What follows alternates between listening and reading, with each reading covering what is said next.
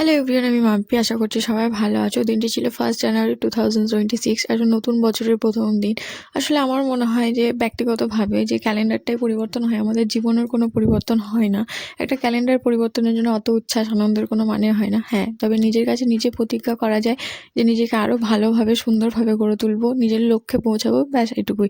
আমি সকাল 6:30টার মতো বাজে হোটেলের দিকে যাচ্ছি, আর বুঝতে পারছো কত ভিড়। আজকে জেনারেল লাইন পড়েছে, প্রায় ব্রিজ পেরিয়ে গেছে।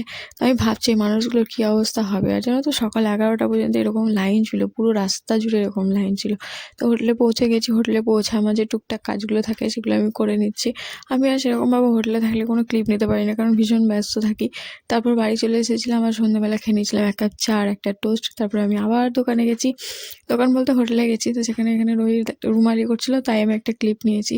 প্রচুর ভিডিও জমে আছে, সেগুলো আস্তে আস্তে চেষ্টা করবো পোস্ট করার। চলো আজকে এতটুকুই, টাটা, সবাই ভালো থেকো।